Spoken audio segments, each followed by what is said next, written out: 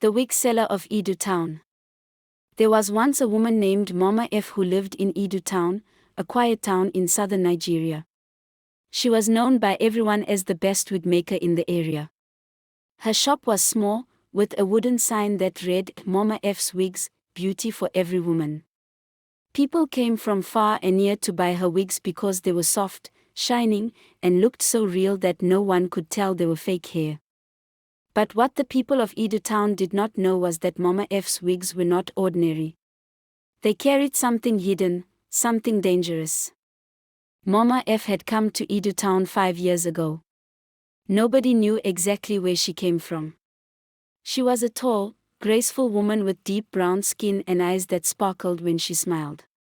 She always wore long flowing dresses and covered her hair with beautiful scarves. Every Sunday, she went to church and gave big offerings. People respected her and trusted her. Her wigs were beautiful, yes, but they were also powerful. You see, Mama F had learned a secret art from her grandmother back in her own village, a kind of ancient craft.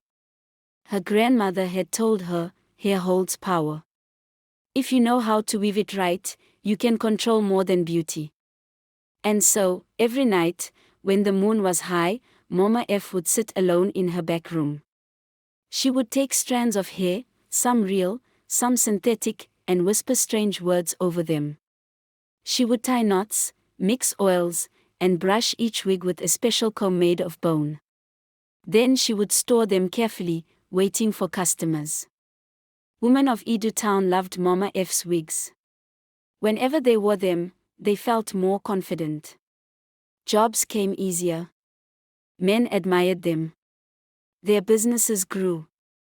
It was as if luck followed them.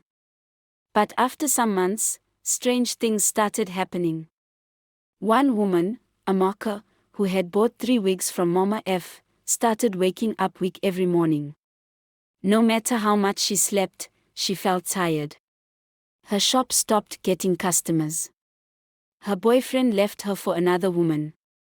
Yet she couldn't bring herself to stop wearing the wigs. Every time she tried, her head ached badly until she put them back on.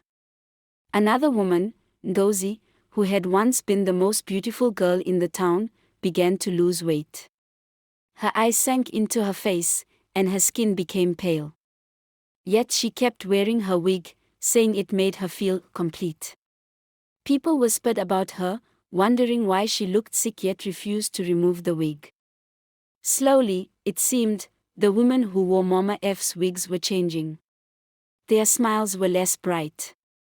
Their eyes looked empty. Their businesses started failing. Their lovers abandoned them. And still, they kept buying more wigs. It was as if something inside the wigs was feeding on them. One day, a young girl named Ada, just 19 years old, went to buy a wig from Mama F. Ada had saved for months to buy the wig. She wanted to look beautiful for the end-of-year party at her university. When she entered the shop, Mama F welcomed her warmly. "Oh, Ada, my daughter," Mama F said. "Come, sit.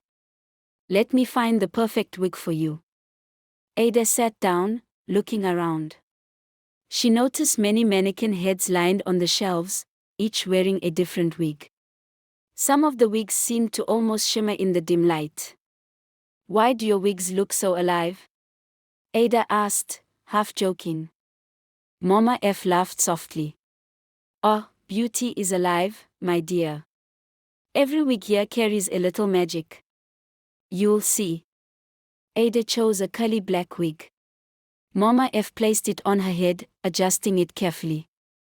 As soon as it touched Ada's scalp, she felt a strange warmth spreading through her body. For a moment, she felt powerful, as if she could conquer the world. "Wow," Ada said, looking at herself in the mirror. "It's perfect." "Take care of it," Mama F said with a smile. "Wear it often. Never let it stay far from you." Ada wore the wig to the party. Everyone praised her beauty. Boys who had never noticed her before asked for her number. Even her lecturers smiled at her. But after a week, Ada began to feel strange. She found it hard to concentrate in class. She felt weak, like something was pulling from inside her. Her dreams became dark. Every night she saw a shadowy figure combing her wig while whispering words she couldn't understand. She told her mother, who took her to a pastor. The pastor prayed for her, but still, the dreams continued. One night, in the dream, the shadowy figure turned and Ada saw it was Mama F. Ada woke up screaming. The next morning, Ada went back to Mama F's shop. "Mama, I want to return the wig," Ada said, standing at the door. Mama F looked at her calmly. "Oh, my daughter, you cannot return it. The wig has chosen you." "But I feel weak. I have nightmares. Please, take it back," Ada cried. Mama F stepped closer. Her eyes no longer sparkled, they glowed darkly. "The wig feeds on your essence, Ada. It collects your light, your joy, your strength. That is the price of beauty, my dear. You wanted the world to see you. Now the world sees, but you fade." Ada ran from the shop, pulling the wig off her head and throwing it into the gutter. But even without the wig, she still felt the emptiness inside. That evening, the town gathered. Word had spread. The women who wore Mama F's wigs came together, their faces pale and tired. One by one, they realized they had all suffered the same. An old man stepped forward, an elder of the town. "We must end this," he said. That night, the townspeople lit their lanterns and marched to Mama F's shop. They carried sticks, stones, and charms. When they arrived, Mama F stood at the doorway, her scarf blowing in the night wind, her eyes shining like coals. "Leave this place, witch," the elder shouted. "You have stolen from our daughters. You have taken their joy." Mama F laughed softly, a sound that sent chills through the crowd. "I only gave them what they asked for," she said. "Beauty, power, attention. You cannot blame me for the price." But the people shouted louder. "Leave. Go." Some threw stones at her shop. Others poured salt at the entrance. A woman struck a match and set fire to the wooden sign. Seeing the flames rising, Mama F stepped back. She raised her hands, muttering words under her breath. A strong wind blew, almost putting out the fire, but the people kept chanting, their voices growing stronger, their hearts united. Finally, Mama F let out a long sigh. "You have chosen," she said. "I will go. But remember, every beauty has its price. One day, you will call me again." And with that, she turned and walked into the night, disappearing into the darkness.